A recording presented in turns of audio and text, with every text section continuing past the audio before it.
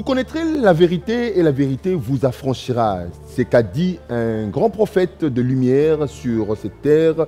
Raison pour laquelle chemin de vérité, chemin de la vérité, nous sommes encore en quête de la vérité pour nous affranchir, nous épanouir, pour nous éviter l'ignorance qui conduit toujours à la perdition en cette nouvelle année 2021, l'année pour laquelle nous souhaitons prospérité, succès, longévité à vous tous, nos chers téléspectateurs et auditeurs à travers les différentes chaînes qui nous suivez. Nous sommes heureux de vous retrouver pour parler d'un sujet. Il s'agit du christianisme, de toutes ces religions qui sont venues accompagner les colonisateurs qui ont occupé les terres de nos ancêtres. Les sujets, il s'agit de christianisme a favorisé la colonisation qui a endeuillé les populations congolaises. Peut-on continuer à lui accorder confiance parce que rien n'évolue? C'est une question qu'on se pose, raison pour laquelle nous sommes venus ici au temple de l'église évangélique des Rachetés, cette grande communauté chrétienne dirigée par le révérend pasteur et prophète Émile Moufuta, qui en est le représentant légal, avec qui nous allons pouvoir essayer de débattre autour de cette question. Est-ce que c'est le même christianisme? Est-ce que c'est la même foi? Parce que nous voyons des mouvements socio-religieux qui s'élèvent par-ci par-là pour revendiquer Bonkoko. Nzambe ya Baindo, Nzambe ya Boye, Boyambi ya Baindo, christianisme ya Bamindele, ça appartient aux Blancs, ils n'ont rien fait, rien que nous assujettir, rien que nous dominer. Est-ce qu'on peut encore continuer à accorder la confiance à cette foi chrétienne? Nous en saurons un peu plus dans cette émission. Bonjour, pasteur. Bonjour, Rémi Lato. Bonjour à tous nos bien-aimés qui nous suivent à partir de chez vous et que Dieu vous bénisse. Voilà, pasteur, nous allons essayer d'être bilingues. Okay. Là, je signale déjà d'entrée de jeu, parce que cette question, ce sujet, concerne d'abord spécialement etalina nu biso moko na baindo ba congolais. Etalina nu mingi penza bana mboka. Po vidéo moko circula ki na ba toile awa. Moi mbala za koloba. Non, je viens revendiquer notre richesse. Bike ko mboka na biso, ba mindele ba la biso. Na église catholique ba côté la biso. Ba c'est la biso colonisation. Oh foi chrétienne. Yangonde tout le monde dans la colonisation, Batou, Bakatana Maboko, foi chrétienne, car Mogozulu Batou, Lingana Kobomate, Kosala Boité, foi chrétienne, on a Ebomisa Batou, le l'homme Mutumoindo, particulièrement congolais, a évolué Kakate. Baindo, Balobité. Tu l'as dit, vidéo, moi, mon extrait, et puis Tozongi. Voilà, papa, Yoko Koipsepsoni. D'entre deux jeux, est-ce que christianisme, Yangonde Oyo Christo, merci beaucoup Rémi Lato. Na bande ko bazo landa biso pona sujet na yo munene. Yo nde obimisi yango polele. Ebele balobaka banungunungu wana na se et puis bazo décourager bato ebele. Minga na kotalisa yo concernant sujet na yo o elingi koloba le christianisme a favorisé la colonisation qui a endeuillé les populations congolaises. Peut-on continuer à lui accorder la confiance parce que rien n'évolue? Oui, vraiment, Nakoloba, oui, tu peux sa confiance, mais tu bandi nano. Pourquoi associer le christianisme à la colonisation? La colonisation, selon le concept Nango, est l'action d'envoyer sur un territoire éloigné, déjà occupé, ou non des personnes chargées d'occuper ces territoires, parfois ou au détriment des autochtones, parfois au détriment des autochtones. Et ça est le christianisme qui est. Je pense que bazo ça allusion tango et que les colonisateurs qui na Congo, qui accompagné avec les missionnaires. Tokoki ko chargé ba missionnaire oyo ba aider Congo na bakelas lelo tozana bato oyo ba assistaki na conférence pour na ko réglamer indépendance na biso, c'était des gens formés par des missionnaires catholiques na ba école na bango. Alors ko chargé bango na makambo bato bazoloba ezali ingratitude. Alors bato na bato bayaki na mission na bango, ba colonisateurs c'était des hommes d'affaires, bayaki kokuta mboka, ba occuper yango, bazaki na tina ya kosarechir. Et bazwaki oyo bakokaki kozwa. Et ba missionnaire bazaki na mission ya ko annoncer Christ. Et Christ est connu au Congo. Même ceux qui bato bakotia tembe, nga na tangaki na école catholique, papa nga tangaki na école catholique à Lobaki, bango depuis 1940 bazaki kuna bakoko nga batangaki depuis 1700 quelque batangaki na ba église catholique. Et ba yebaki Jésus. C'est pour vous dire que et nazo sala éloge l'église catholique mais je parle du christianisme pour na ba onyos bazali ko te Christ en vérité. Et je demande à nos bien-aimés même tant nazo loba awa balingaka ba tanga kombo ya ba église mususu te ka ya bango. Non, ne croyez pas que kaka Christo yozo annoncé wana yo kokipo oyeba na kobongola mokili mobimba. Alors nzambe azoyeba pourquoi à chaque époque azako susciter ba confession religieuse na ba organisation d'évangélisation pour conquérir le monde. À ce qui concerne le but de Dieu pour le salut du monde, ça regarde Dieu. Na ba bazo sala na kombo na ye etali bango. Bon, pour moi vraiment le christianisme d'abord, le concept christianisme, c'est un concept mondain. Jésus tango atikaki et ba disciple na ye apesaki bango kombo église. Apesaki kombo ya ba chrétien te. Mais tango batu batikali nde ba moni bango balobi batu wana baza ba chrétien. Nde ba pesi bango ba kombo.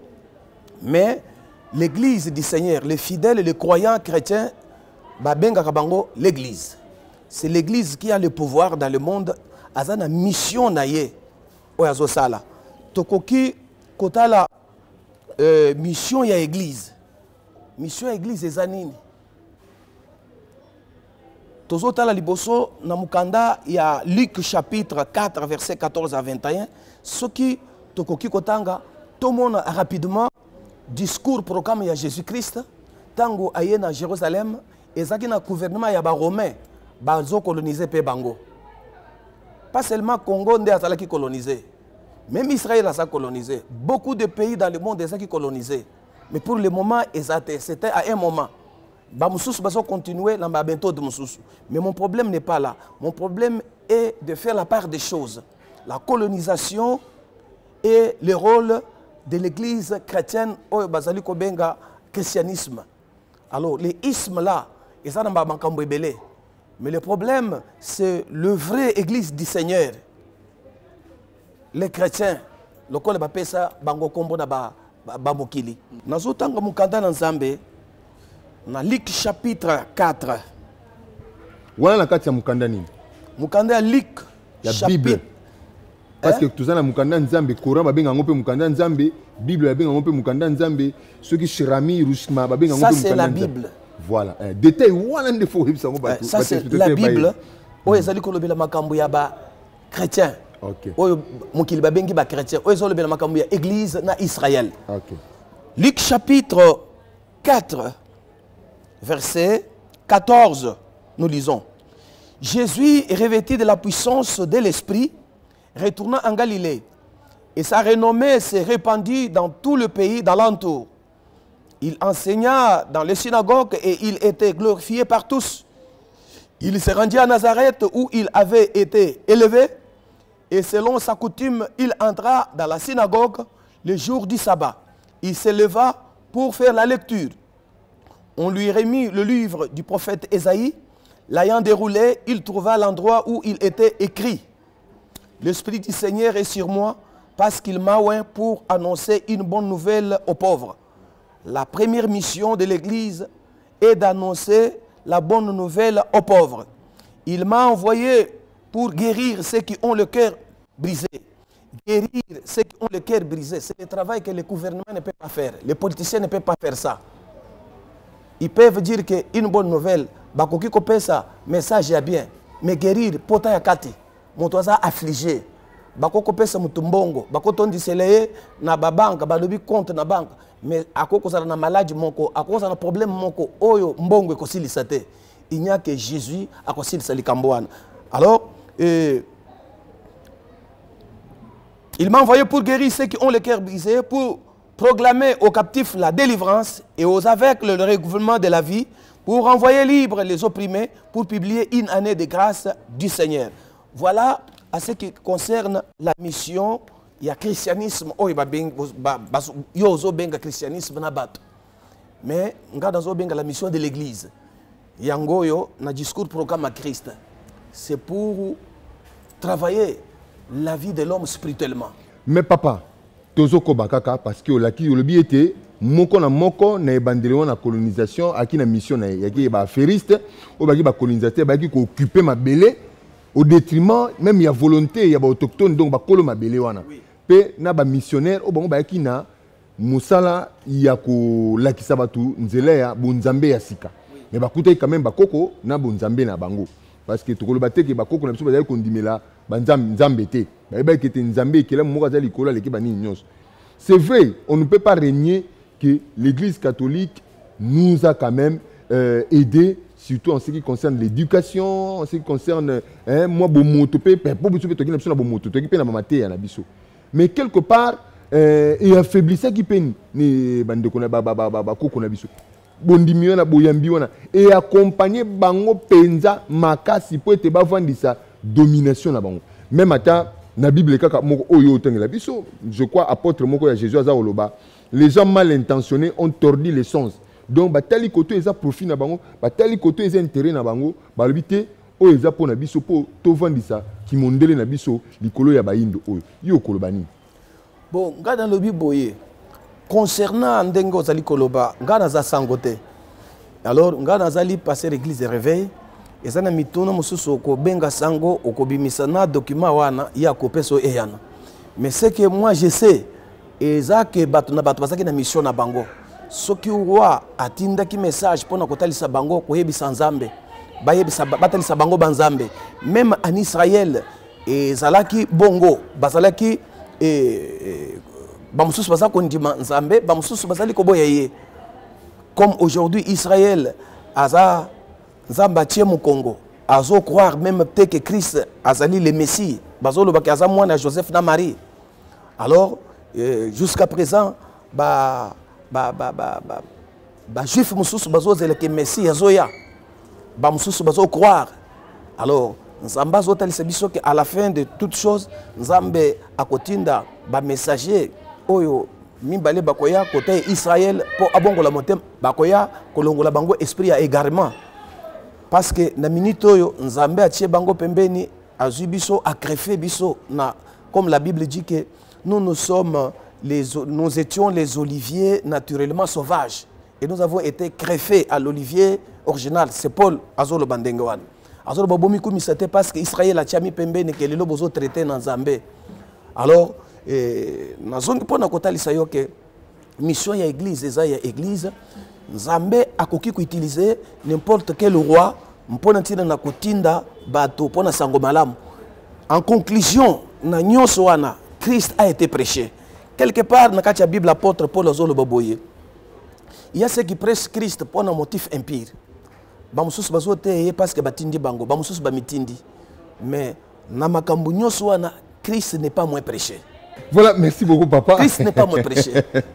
Voilà, comme déjà au côté na kati ya alors papa, toujours pousse na kaka puisque au lobby nanga penza réponse no pesinga malamu to luka ba sango parce que tozali ko bundana ko luka bango mais to zoate, je pense que cette année nous aurons quand même accès à eux pour avoir un peu d'éclaircissement en cette matière sur cette question. Alors papa, au lobby a été ba ki po ba la kisabiso nzela ya Christ eza bato ba epona bazote na ndenga lokuta eza ba o bazote ya na ndenge po batindi bango eza ba mususu ba mitindi bango moko eza mususu ba pona ba raison impure. Bon papa.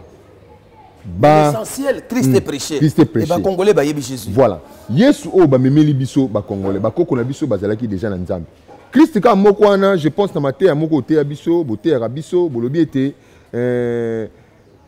dans la maison de mon père il y a plusieurs demeures. Là où je serai, vous y serez aussi. Donc pour si tu peux comprendre bien, c'est que nakati ndako ya nzambe ya munene kuna na lola bisike ezali ebele. Mais Christ lui pa ya kozala nde ba oyo bandimeli ba kovanda na elongo. Alors c'est que quelque part bakoko na biso bazalaki na ndenge na bango baki na bonzambe na bayebaki te nzambe azalaki bazalaki na nzela ya malamu. Pourquoi alors kolongola bango komemela bango oyo ya mundele oyo bozomona kwa Christ nde Israël ça parce que le lot bato bakomi na difficulté ba recherche c'est salema les gens n'arrivent même pas à croire que d'abord il sera Israël wana oyo batangi na Bible Isaiah solo bazo sala ba recherche côté yo na British Museum bala c'est que eloko mon côté ils ont que ça vraiment été histoire ce qui il y a koko Israël ancêtre Israël tambola ki na banzela bo ça devient un peu compliqué. Comment vraiment croire à cette religion oh lelo oyo tout le monde mboka ngoti le magé toujours sambela magé to sala bo ba jeûne éveillé de prière mais makambo juste la kan netuka ondre molili po mutu ba msu ba lobi habité po bino bo boyi nzambe ya bakoko ba indo bolamuka. Rémi Latour, il faut comprendre le komoko. Il n'y a que la Bible yangonde zali côté biso sangomalam. La Bible déclare ceci les Écritures. Alors que c'est poussé par le Saint-Esprit que les hommes ont parlé de la part de Dieu. Ce qui va connaître histoire, il y a Israël en Égypte vers Canaan. Mais mutozo le bawana na landi épée. Quelque part à reconnaître site moko.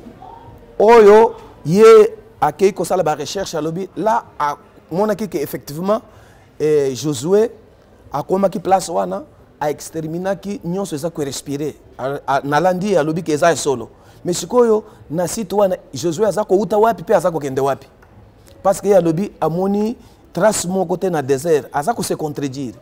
Oyeba que nous sommes aux dernières heures. Beaucoup des antéchrists bako telema pendant qu'on contredire message à l'obiko pendant qu'on pousser bateau bayeba na ko rétrograder dans la rétrograder dans la foi. Alors na ko senga na bato nyonso bazolanda biso pe bazolanda ba message oyo bato bazoloba et que Christ est le seul restaurateur du monde. Dans un passage moko pe président na biso mboka atanga ki yango tango a dédié mboka na kati ya maboko ya Nzambe.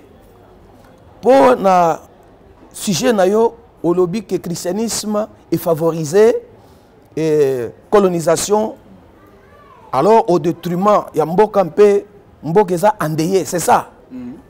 Mais pourquoi matange ko kazala na mboka? Pourquoi le Congolais, pas seulement les Congolais, beaucoup de gens de leur pays bazali ko sepelate. Dans une petite histoire moko. Bato bazolo bake pourquoi Nzambe ya mawa Nzambe bolingo ya koki autoriser que Israël aboma bato boto la mboka na bango. Dans la Bible zolo bake Nzambe nde mabele na biloko nyonso zayaye. Dieu ne peut pas jamais permettre bato ba changer volonté na ye. Talanano à partir ya tour de Babel. Eloko basala tangu ya Noé Nzamba détruit mokili na mai. Tango tour de Babel a tché confusion. Ce qui veut dire que na tango ya aponi Abraham alobi azo pesi mabele abakana na ye ba evien na ba bikolo mosusu wana parce que baza ko sala biloko solo ba bokoko wana baza ko boye ko yeba Nzambe ya solo ndeti na babotolela bango mabele ba pesa Israël. Mais balobi ki ya biso bokoko biso ba yeba ki ba Nzambe bakoko na biso bazali ko bela Nzambe. Soki olobi malamu yango moni mabele na biso ba botolité parce que bakoko na biso ba yeba ki Nzambe. Bakoko ya Bangala ba yeba ki Nzambe bazo benga ye Nzambe. Bakoko ya Baluba bazo benga ye bazakomba. Bakoko ya Baluba bazo benga ye Mvija mukulu Nzambi. Bakoko ya Bakongo bazo benga ye Nzambe ya bazo benga na munoko ya mboka Fumu Fumu Tulendo. Alors basowili bazo benga Mungu Mungu. Ozomona bakoko ba yeba ki ye. Nazoyeba bakoko nanga baza ko yebisanga ke kala kala bakoko bayeba ki vraiment Nzambe ya solo te baza ko soso bakena mai bake koloba yo Nzambe monene ya likolo yo moyi oyo batalaka te toye awo na makambo ya biso toyeli yango yo kasi pese biso likambo oyo toye koluka opese biso biyano. Ozomona que la Bible dit que bazaki ko tambola en tâtonnant ne sachant pas quel est le véritable Dieu qu'il faut adresser la prière. C'est ainsi que la Bible déclare dans Jean chapitre 3 verset 16. Dieu a tant aimé le monde, il a envoyé son Fils unique afin que quiconque croit en lui ne périsse point, mais qu'il ait la vie éternelle. C'est ainsi que la parole est devenue chère. Pendant qu'on y a cette exactitude, selon Mukanda 1 Jean chapitre 5 verset 20, bazotalisa biso le véritable Dieu. C'est Jésus-Christ qui est la vie éternelle. Alors, et que bakoko ba yebaki nzambe wana ya solo te, mais bazaki na connaissance ya nzambe bazaki ko tepa tepa selon ba théologie pe bazali ko lobela yango. Alors c'est pour vous dire que bakoko ba yebaki nzambe, mais eloko bakoko bazako sala erreur eza babike ko bazako sala mpona tina ko croire na kati na yango ndi ezaki ko pesa kanda nazo pesa au passage à matanga. Pourquoi bamboke belé bazana matanga tozo tanga de mokanda à Jérémie. OK, Jérémie chapitre 12 verset 4. Tanga, Jérémie chapitre 12, verset 4. 4. Jusqu'à quand le pays sera-t-il dans le deuil et l'herbe de tous les champs serait-elle séchée à cause de la méchanceté des habitants? Les bêtes et les oiseaux périssent car ils disent ils ne verront pas notre fin. Rémi Latour, vous comprendre le matango lobby pourquoi le christianisme est favorisé et les colonisateurs les lobato bazolela. Kolela ya batu c'est parce que donc c'est dit que les colonisateurs autant bakotaka bayaki babotoli non mabele ndingo lobaki on peut au détriment des autochtones pe ba makambo malamu ebele te salima ba maboko kokatana ba nini boko salama boye lelo to comme na domination moko boye. Fait dans ce sens là que je parlais dans des OK dans ce sens wana yango na lobby sikoyo et makambo ne fa ea parce que comme il a Israël il fallait que parce qu'au lobby que rien ne change jusqu'à actuellement mais il y a quelque chose qui a changé ce qui que batonsos bazolela nzamba bazo révéler biso que matanga ekoki koya nakati ya mboka soki bato bazali kotambola nakati ya méchanceté selon Jérémie chapitre 12 verset 4. Alors c'est à cause de la méchanceté ya bato yango ndeko Rémi il faut que ba colonisateur tango bayaki na Congo te bayaki partout ezaki œuvre à l'époque là mais après yango tango bayaki bango moko te bayaki lisusu accompagné na message il y a des missionnaires. Les missionnaires, ils bateau Jésus-Christ. Alors, quel que soit l'endroit où ils interprété, mais Christ a été prêché.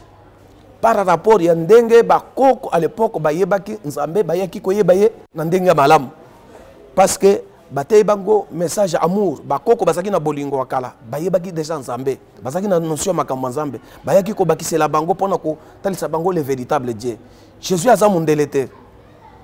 Jésus a dit la parole qui a été faite hier selon les Écritures. Jésus n'a qu'à Congo, aza mondelete aza noir.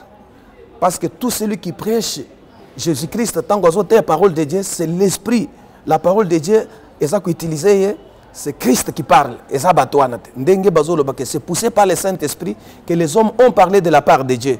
De la part de Dieu, c'est comme aujourd'hui l'évangile c'est poussé par l'esprit de Jésus que le prédicateur va annoncer l'évangile. Alors ceux qui sont colonisateurs, mais l'évangile est à côté pour préparer la délivrance au peuple congolais. Le peuple congolais a eu indépendance, c'était la délivrance. Alors je pense que si l'évangile est là qui peut béniter, je ne sais pas ce qui est kozala et koka kozala. Et ça est fort. Même ceux qui sont na ba mususu ba pays qui prient, ya vie na bango, ça arrive toujours et que nzambe ayebaki pourquoi. Mais lelo plusieurs baza honoré comme Patrice Emery Lumumba, comme bato ebele baza ko honoré bango à l'époque là. Mais baza honoré bango comme étant patriote, combattant ou bazaki na idéologie moko. Et ils allaient qui pour sauver, pour délivrer, libérer la population de Bango et non pas Bazaki le roi bataille. Bango Basalaki et Basalaki serviteur de Dieu parce que ba contribuer qui pour nous réclamer ce que Dieu veut. Oyo Yesu ateyaki na apesaki na mukanda ya Luc chapitre 4 chercher la délivrance. Ya ba opprimé. Osoyoka Dieu les avait utilisés. Nzamba zo utilisé soko moni na histoire ya Israël mutuloko la Maccabée.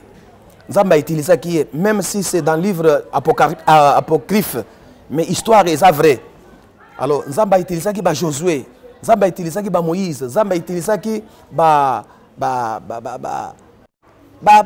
tuebele na kati ya Bible ba David pour dire ko délivrer mboka na bango.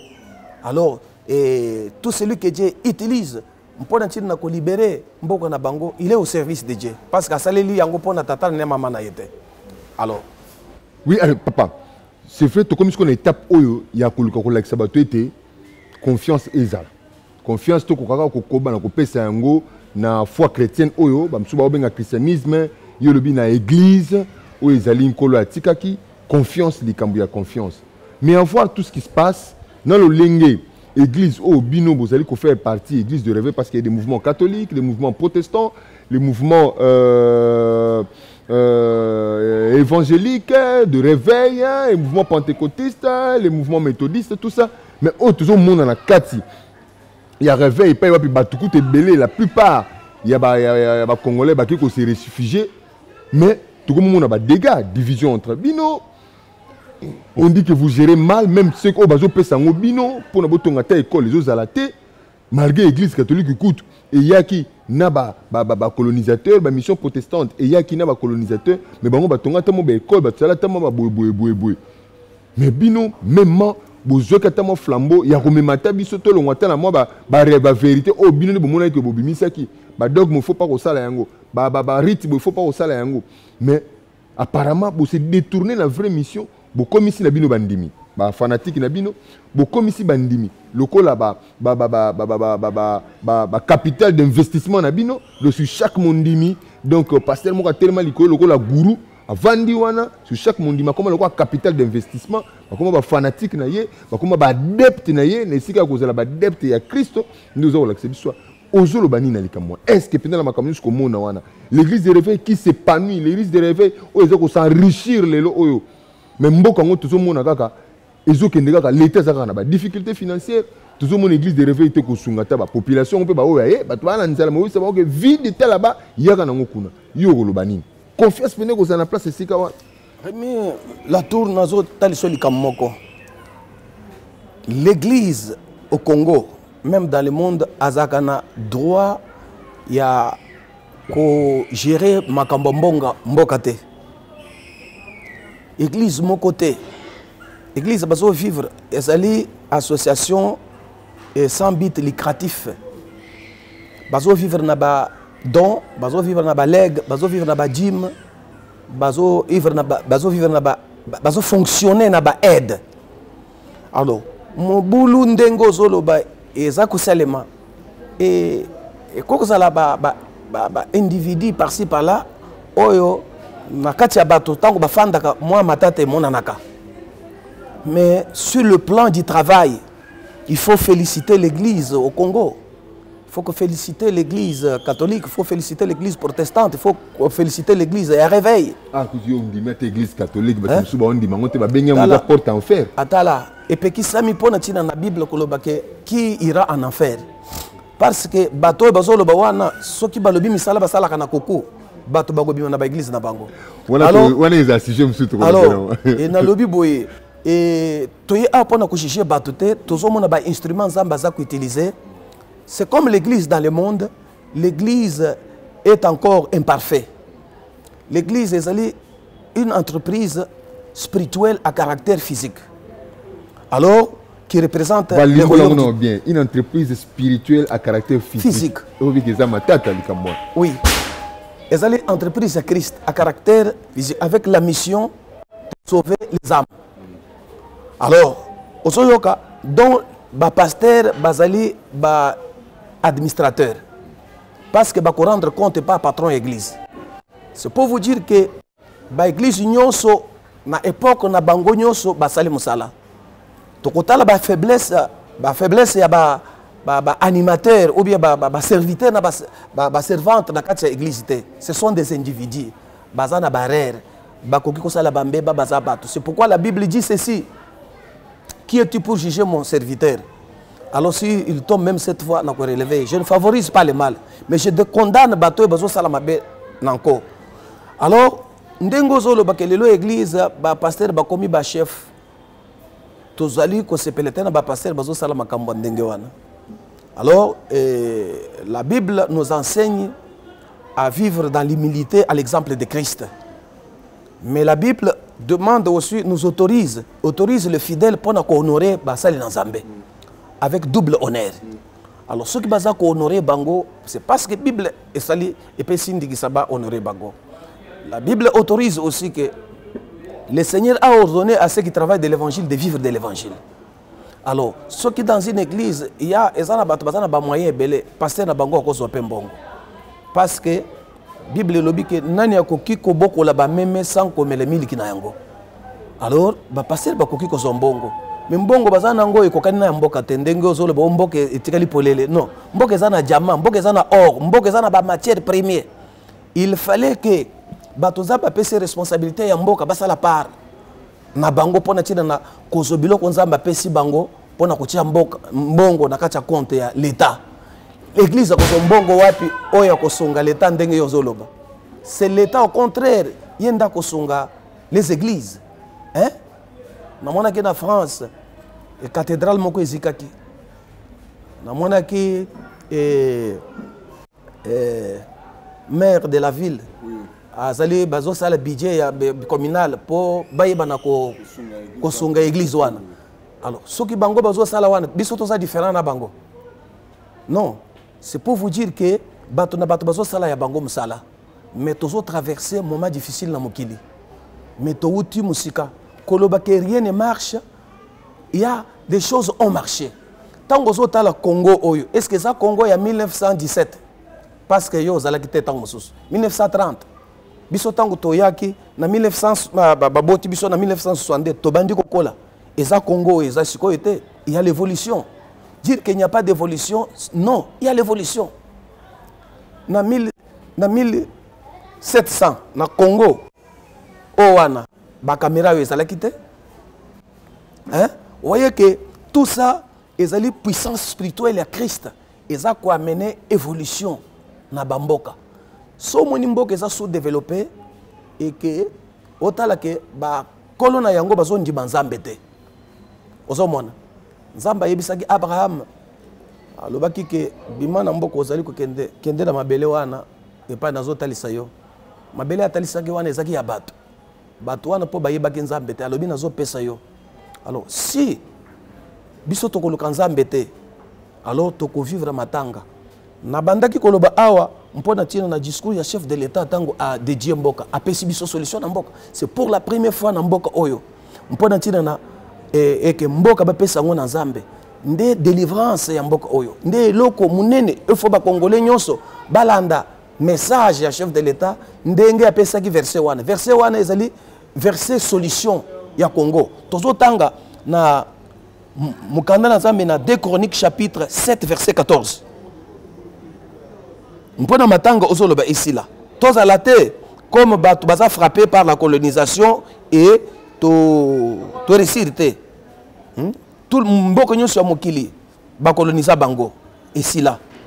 Toza na 2 Chroniques chapitre 7 verset 14. Si mon peuple sur qui invoque mon nom s'humilie, prie et cherche ma face, et s'il se détourne de ses mauvaises voies, je l'exaucerai des cieux, je lui pardonnerai son péché et je guérirai son pays. Rémi Latour. Ça, c'est le verset que le chef de l'État, le président Félix Tshisekedi Tshilombo Apesaki, a dédié mboka na maboko nzambe. To sepela ki makasi. Partout, na bisika pe to tambola na bamboka mike mike balobaka boza béni. Alors tokota na kati ya principe oyo. To sala eloko nini? Eloko liboso ezali, nous devons invoquer Dieu, chercher Dieu na Congo. Ozoka, bato bazali na ba poste ya responsabilité ya l'État. Hein? Ba s'humilier pour ne pas ça la corruption. Biloko ya l'État bango bazo basale lango. Et quand ça barde, c'est l'église. Non. Yo so mona ba pasteur nini oyo bazana ba tonga biloko ya minene na mbongo mboka. Alors na osenga na yo batonga na mbongo ya pauvre population. Non, eza mbongo baza kuzwa na droit na bango. Ba gym soki yo lelo oza pasteur ozu église batu minene na mboko bavandi pa na yo soki azo prélever ba gym apesio baza 20 personnes, 30, 50 personnes. Après une année, 2 ans, 3 ans, ozo bomba okosala makambo minene kana ba mbongo mike. Alors, c'est vous dire pour vous dire que ce que les Congolais doivent faire est d'entrer dans la vision spirituelle, il y a chef de l'État. Dans la vision politique, la vision spirituelle. C'est formidable. Hein? Alors, nous devons nous humilier, prier et chercher la face de Dieu. C'est détourner des mauvaises voies. Il faut laisser la corruption, la haine tribale. Éviter le règlement de comptes. Nous devons nous revêtir de l'amour du prochain. C'est là notre problème de chercher Dieu. Il y a mon délété. Nzambe lola lilobela takinzoto et comme moto selon les écritures. Ngana ndenga na fandi na yo. Osala émission soso benganga Nathalie Sayo makambo oyo. Je suis allé au ciel pendant 5 fois. J'ai vu le Seigneur Jésus bazolo ba mondele wana effectivement. Et je l'ai rencontré. Osala émission sous comme ça na pesa ba témoignage. Et que ce n'est pas le problème de Jésus mondele, c'est le problème des dieux du ciel. Tout d'abord, à utiliser Israël comme l'évangéliste du monde. C'est ainsi qu'a quitté les Nanukuna. Pour le moment, ce n'est pas Israël qui évangélise le monde, c'est tout le monde. Jésus dans tous les états du monde. Asa qu'utiliser les autochtones comme évangéliste.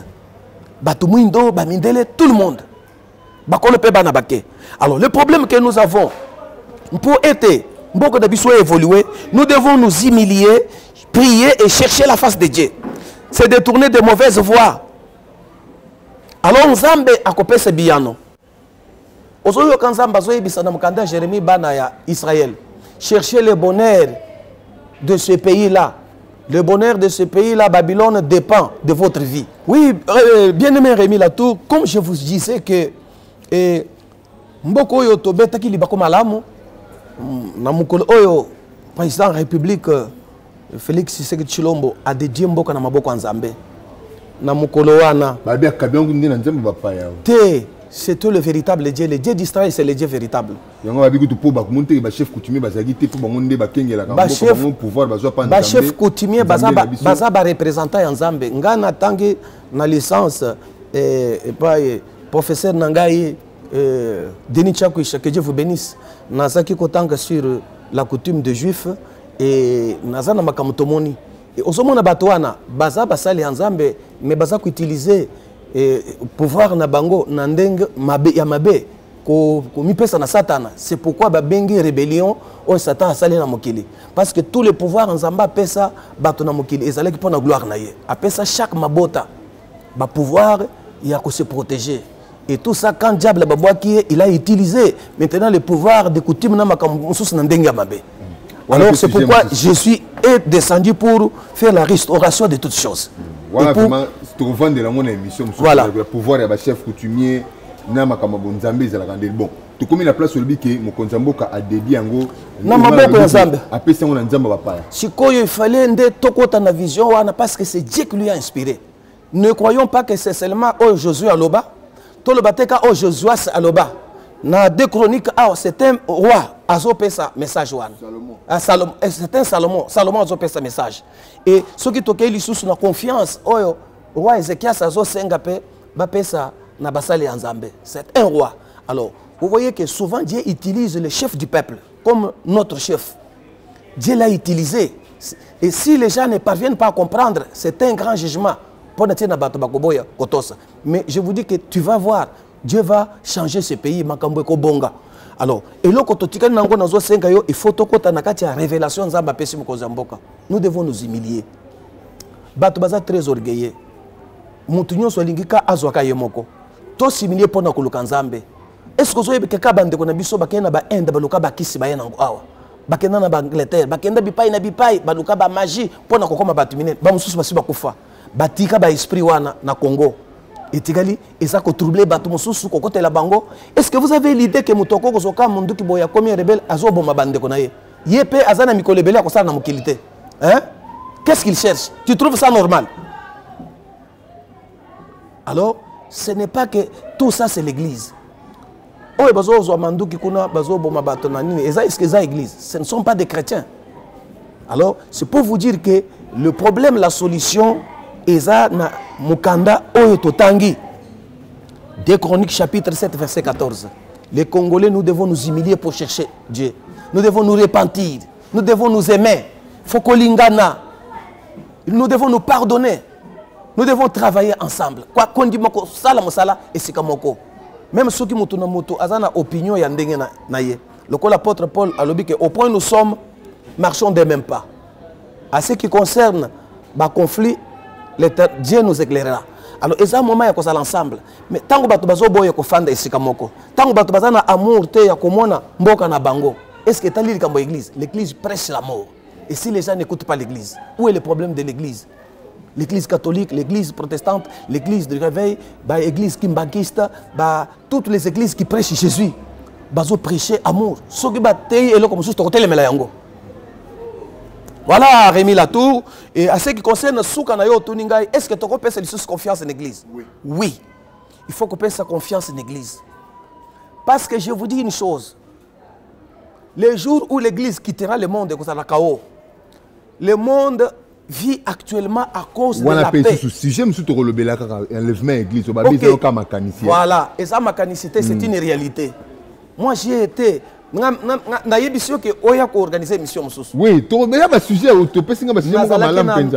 participé à la Nouvelle-Jérusalem. Même aux Zolobo, ok, ça bango. Ceux qui m'ont dit que quoi artena, eux bazo révélé pour Nzambe. Sikoyo makambo musu sokondimante. Makambo mokili bazo tiatembe ka Nzambe bakondim. Alors c'est pour vous dire que il faut que pèse église confiance. Tokotanga na pona kosilisa 2 Chroniques chapitre 20-20. 2 Chroniques chapitre 20-20.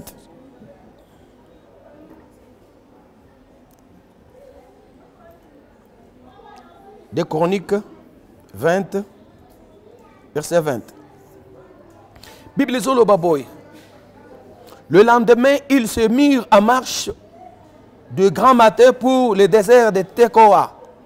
À l'heure de part, Josaphat se présenta et dit: écoute-moi, Juda et habitants de Jérusalem, confiez-vous à l'Éternel, votre Dieu, et vous serez affermis. Confiez-vous à ces prophètes et vous réussirez. Où est un message Israël a zoké ndebitomba. Ozo comme kambina bango azu message alobi bo se confier dans Nzambe pe na basali. Et là on a kosenga na ba congolais mpe na l'état congolais ba pe se confiance en l'église. Un état ne peut pas jamais travailler seul sans le pouvoir spirituel. Il y a être suprême Dieu. Na komisi Nzambe parce que na bieke epai na biso eza basali na Nzambe Nzamba sungi baza kuna na sommet de l'état bazo pesa mayele mboka ikoki ko vivre te ozomona même na Babylone sikoyo aza ko sala roi Nebukadnezar aza ko sala sangisa na bandoki na Daniel mais loko na kosenga ete mboka na biso bo pesa confiance na basali ya Nzambe bo pesa confiance na église si y a les mauvais. Ceux qui sont pasteur, prie le Seigneur. Nous devons d'abord prier. L'église est là pour intercéder pour les autorités du pays. Nous sommes comme l'ange intercesseur. Comme le Saint-Esprit.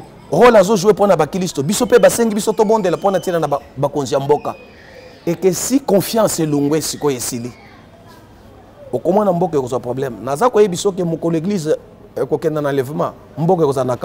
on a maîtrisé qui PCT parce que le monde vit à cause de la paix que Jésus a donnée à l'église. Les jours où Saint-Esprit a colonné l'église bakei Satan connaît tout offrande et loko mabelo e pasuki monstre moko e bimi awa ba panzi biloko ba panza dimbango ozoyoka. Voilà, pasteur Émile Moufouta, représentant légal de l'église évangélique de Racheté Communauté Chrétienne. Voilà, Tokomi Nasuka, il y a une émission à Lelo. Alors, Nalingaki au conclure, Micro Zapanao, tout une question, est-ce que Tokomi continue à payer sa confiance dans l'isme ou ezali ya ba Christo, to na foi chrétienne, to na église ou nkolo Yesu, atika na mabele oyo, et vous allez quoi l'ilubano ya suka, ou zoko yebisa na ba téléspectateurs nyoso, baza rolanda. Oui, na ko senga na ba nyoso bazo landanga que il faut to payer sa confiance na église ya Christ oyo babengi christianisme. Alors christianisme na lobaki ke ezali kombo bapesa na bato mokili bapesa na église ke ba chrétien, mais le vrai nom identité ya ba disciple ya Christ ya ba croyant Il y a Christ, c'est l'église. Nde alobaki na Pierre que tu es Pierre, sur cette pierre j'ai bâti mon église. Et alobi que même les portes de ce jour de mort ne peuvent plus résister contre mon église. Alors l'église est puissante, l'église est forte. L'église pour le moment est en marche vers la victoire finale comme son chef. L'église est humiliée comme son chef. C'est ce que le Seigneur Jésus-Christ avait vécu. L'église pour le moment est impuissante sur le plan physique, mais très fort sur le plan spirituel parce que les démons sont télématés, les maladies sont télématés. Alors, dans le moment où l'église a joué un rôle comme la porte du royaume de Dieu. Alors, vous pouvez sa confiance dans l'église parce que c'est l'église qui incarne la présence de Dieu dans le monde. Et c'est l'église qui incarne la paix. Qui mieux tozo luka ezana kati église. Topé sa église confiance. Makambo tokomona na ba mangomba ya kiliso par-ci par-là. Et bato bisika baza kofanda. Même dans l'église primitive, il y avait toujours des problèmes. Mais nous devons reconnaître à chaque époque, chaque église aura la joie. Et que comment l'église catholique a joué le rôle dans ce pays. L'église protestante, l'église kimbangiste, toutes les églises, Simon Kimbango a joué un grand rôle à l'époque naïe. Nous ne pouvons pas oublier. Vous, vous êtes habitués à critiquer tout le monde.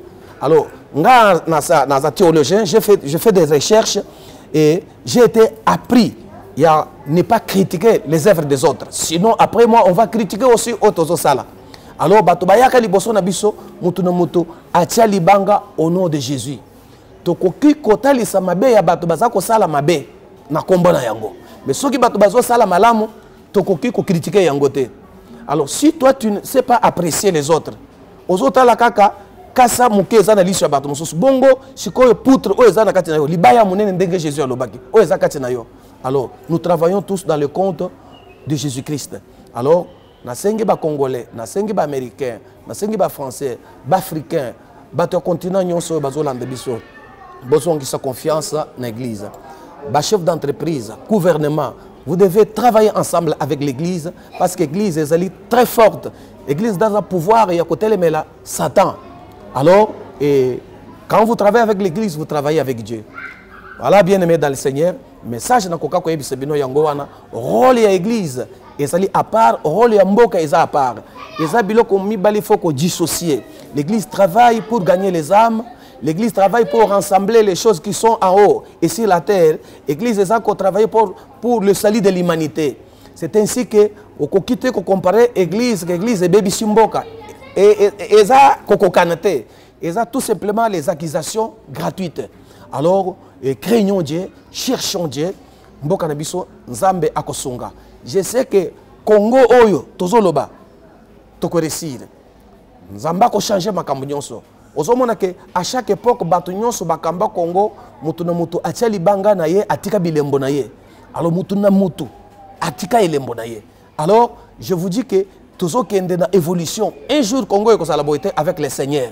Wow. C'est ainsi que je vous dis que nous ne pouvons pas kozala prophète à malheur. Comment na kaka destruction to comment na kobeba nazolo ba matange kosila na Congo. Ça veut dire que les nzala ba difficulté tant que to komikitisa to koluka nzambe to kolingana. Alors Nzamba kopambola biso ago guérir mboka na biso eza malade na maladie ya haine, maladie ya tribal, maladie ya corruption et le Seigneur va guérir notre pays. Que Dieu vous bénisse. Merci beaucoup prophète Émile Moufuta, pasteur responsable titulaire et représentant légal de l'église évangélique des rachetés communautés chrétiennes. Nous avons été ici chez lui pour makambo et le christianisme le christianisme a favorisé la colonisation qui a endeuillé la population particulièrement congolaise. Et est-ce qu'aujourd'hui peut-on continuer à lui accorder confiance parce que jusque-là, on a remarqué, suivant des témoignages, que rien ne va. Et le pasteur s'est défendu. Il y a un verset biblique qui est à lobby, donc il s'est exprimé dans un langage courant, facilement appréhendé par nous tous, surtout spécialement nous qui sommes intéressés par ces sujets, les Congolais, parce que le thème touche Congolais.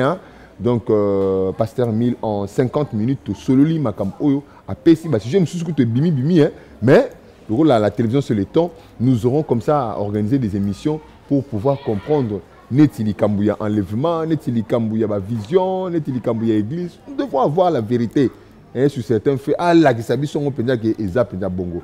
Merci beaucoup à toute l'équipe de M3 Plus Agency Connexion Plus 243 qui nous ont soutenus pour le succès de cette émission. Merci beaucoup à vous tous qui nous avez suivis. Nous espérons vous retrouver prochainement avec un réel et le même plaisir. Restez branchés sur nos programmes. Au revoir.